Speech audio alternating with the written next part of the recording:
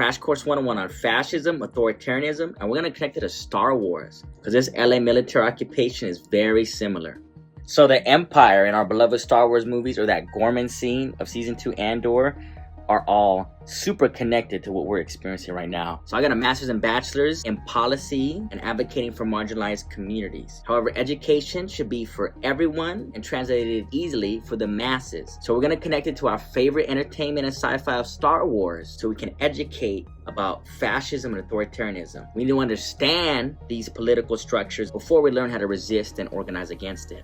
And Diego Luna taking a stand for human rights in Hollywood makes the timing of this perfect. Alright, so the Empire is a corrupt, all-powerful, evil, genocidal force that conquers communities through fear and uses unchecked military power, ruled by one narcissistic dictator-like figure. The conditions of the Empire rise out of the destruction of democracy and a republic prior that had a system with elected leaders that could make decisions. They show power through violence and fear and suppression, not by power to the people. In fact, the OG Stormtrooper gear was inspired by 1940s fascist equipment, and the OG movies came out in the 70s during that mass protest wave. All these themes are not a coincidence. In the recent beloved Season 2 of Andor, spoiler alert, the revolutionary Senator Mon Mothma disrupts the imperial platform to condemn the genocide and human rights atrocities committed to everyday civilians and those resisting their oppressors righteously. And Mon Mothma described how the death of truth is the ultimate victory of evil. This was all a critique of fascism and authoritarianism. Countless Star Wars fans compared the Gorman scene in Season 2 of Andor to the LA military occupation, where you had citizens and residents rightfully protesting, masked fascist-like agents terrorizing their communities, being met with repressive, oppressive military and state-sanctioned violence and police abuse of power to suppress their right to resist. Then there was corporate and state-sanctioned and authoritarian media that created the narrative that those who were rightfully protesting such violence were the initial violent and scary ones causing a insurgency and rebellion, etc. This narrative was then used to weaponize violence and state-sanctioned violence against peaceful protesters. This is Fascism 101. This is Empire. It's Gorman. It's the OG Star Wars movies. We're here, y'all. Get ready. So first, education on authoritarianism.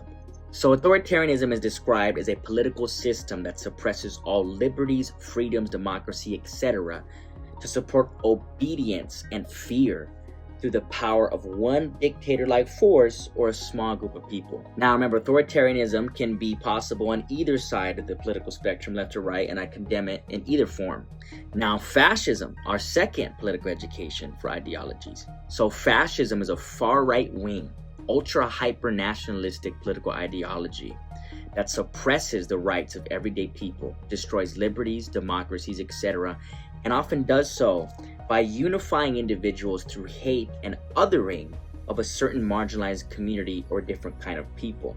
They then use this hate and fear by exploiting real economic pain to then scapegoat those individuals, then committing human rights abuses, atrocities, etc. to that community. Fascism is usually consisted of extreme state power with an overly strong military state, support of imperialism, genocide, colonialism abroad, etc. The suppression of media and First Amendment rights, strong amounts of racism and supremacy ideologies, a period where corporate corrupt power merges with one state, and the freedom of press, people, freedom of speech are destroyed, power working people under attack, and there's a complete military dictator-like power with tremendous racism and propaganda, etc. So fascism is here in our backyards, y'all. Even internationally, as the West backs a genocidal fascist apartheid force. And I like to critique the way political thinkers define fascism versus democracy. Indigenous people, Afro-diasporic folks, communities of color, marginalized populations, immigrants, etc.